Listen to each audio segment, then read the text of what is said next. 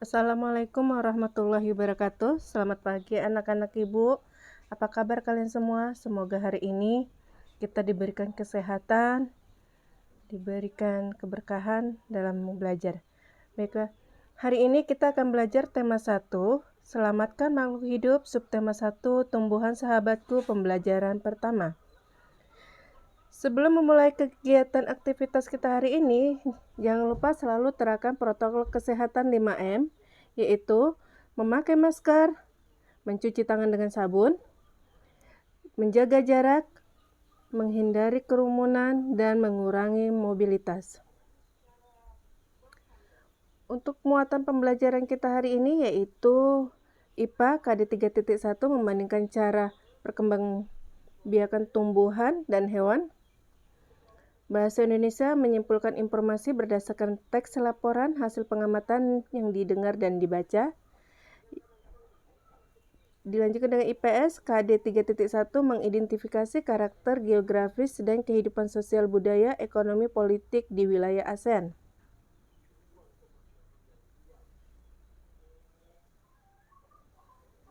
Tujuan pembelajaran kita yaitu yang pertama, siswa mampu mengemukakan ide pokok dan informasi penting serta menyajikan dalam bentuk diagram.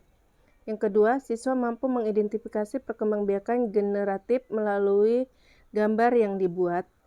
Yaitu yang ketiga, siswa mampu melaporkan perkembangbiakan generatif melalui tabel. Yang keempat, siswa mampu menyebutkan kehidupan sosial budaya dari dua negara ASEAN terkait kondisi geografisnya. Baik, kita masuk ke materi selanjutnya. Perhatikan berbagai tumbuhan di sekitarmu. Apa manfaat tumbuhan bagi kehidupan? Yuk kita cari tahu. Amati gambar berikut ini. Di sini ada manusia, hewan, dan tumbuhan. Ini menandakan bahwa makhluk hidup saling berkaitan dan saling bertergantungan. Ternyata tumbuhan dimanfaatkan oleh manusia dan hewan sebagai bahan makanan. Jadi tumbuhan merupakan sumber kehidupan bagi semua makhluk hidup. Hewan dan manusia memperoleh manfaat dari tumbuhan. Manfaat tumbuhan bagi manusia antara lain sebagai sumber energi bagi manusia, sumber vitamin untuk menjaga kesehatan tubuh, sumber oksigen untuk bernapas, mengikat air tanah, meneduh dan memperindah kehidupan bumi. Lanjut dengan manfaat tumbuhan bagi hewan, yaitu sebagai sumber energi. Tumbuhan merupakan produsen penghasil cadangan makanan dan sumber oksigen. Setelah mengetahui manfaat tumbuhan bagi kehidupan, Edo ingin belajar lebih jauh mengenai perkembangbiakan tumbuhan. Cermati kisah Edo berikut ini. Liburan sekolah telah tiba. Edo mengunjungi pamannya di desa. Dia seorang petani jagung. Edo datang ke rumah pamannya untuk tidak berlibur saja. Edo juga ingin belajar. Ibu guru memberikan tugas selama liburan. Ibu guru ingin anak-anak memberikan laporan tentang satu hal yang menarik dan bermanfaat yang dilihat selama liburan. Edo ingin mengetahui tentang tanaman jagung, terutama tentang perkembangbiakannya.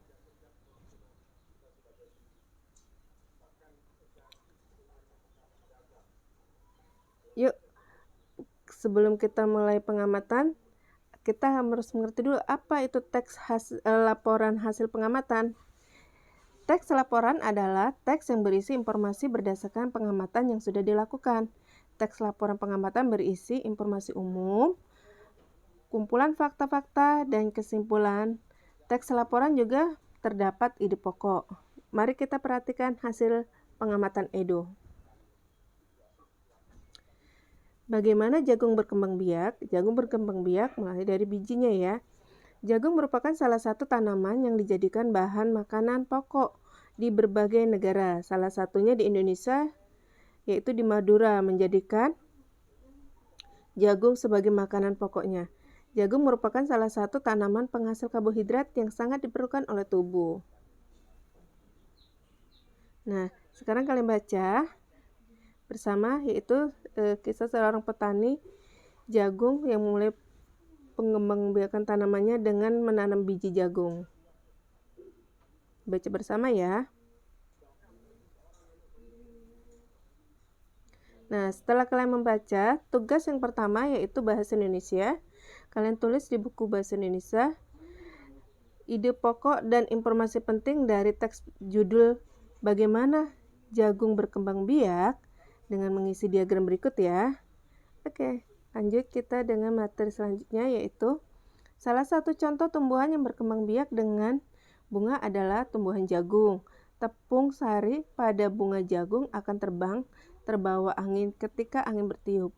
Tepung sari yang dibawa angin sebagian akan jatuh di kepala putik yang terletak di bagian bawah bunga pada pohon jagung yang lainnya.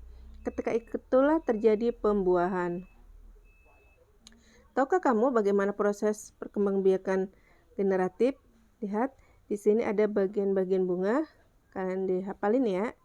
Ada mahkota, kepala sari, tangkai sari, kepala putik, tangkai putik, bakal biji, tangkai bunga, dasar bunga, kelopak, dan benang sari. Perkembangbiakan generatif perkembangbiakan tumbuhan secara generatif, yaitu perkembangbiakan generatif adalah perkembangbiakan yang terjadi melalui peleburan sel kelamin jantan dan sel kelamin betina. Alat perkembangbiakan tumbuhan adalah bunga. Bunga memiliki benang sari, yaitu namanya alat kelamin jantan, dan putik adalah kelamin betina.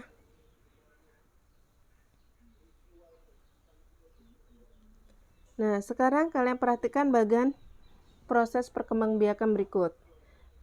Perkembangbiakan generatif pada tumbuhan ya, terjadinya peristiwa penyerbukan yaitu serbuk sari jatuh di kepala putik. Lanjut setelah itu terjadi peristiwa pembuahan yaitu serbuk sari sel kelamin jantan melebur dengan sel kelamin betina, itu kepala putik ya. Lanjut setelah itu prosesnya pembuahan menghasilkan zigot. Lanjut lagi tumbuhan menjadi embrio atau tunas tumbuhan di dalam biji. Lanjut dengan berada di dalam buah. Setelah itu proses akan biji yang ditanam akan tumbuh menjadi tumbuhan baru. Setelah itu tumbuhan baru akan tumbuh menjadi tumbuhan dewasa. Tumbuhan dewasa berbunga dan menghasilkan biji kembali.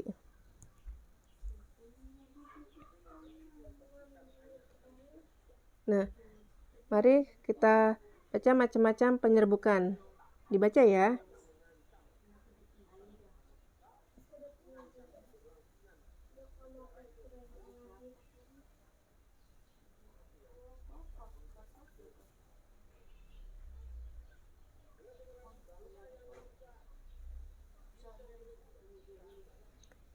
Nah, coba seandainya tumbuhan tidak berkembang biak, apa yang terjadi? Nah, kalian baca ya. Di buku kalian ada. Lanjut dengan gambar bagian bunga. Ini tugas yang kedua, yaitu kalian amati lingkungan sekitar, temukan satu jenis tumbuhan yang berbunga. Gambarkan bagian-bagian bunga pada kolom berikutnya. Lanjut dengan materi selanjutnya yaitu Malaysia, Laos, Indonesia hidup berdampingan meskipun berbeda negara, namun ketiganya memiliki persiapan dalam kehidupan sosial budaya. Masih banyak negara lainnya yang memiliki kesamaan, oleh sebab itu mereka menggabungkan Organisasi Budaya ASEAN di Persatuan Negara-Negara berikut.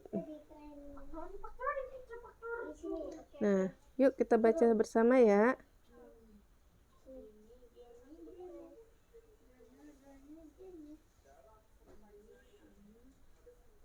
Nah, masyarakat negara-negara Asia memiliki kehidupan sosial budaya yang unik. Kamu dapat mempelajari dengan membaca teks berikut ya. Nih. Kehidupan sosial budaya masyarakat ASEAN di Brunei, dan ini di Malaysia, Filipina,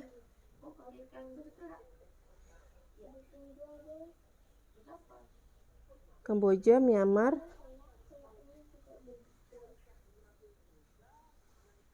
Vietnam, dan Laos.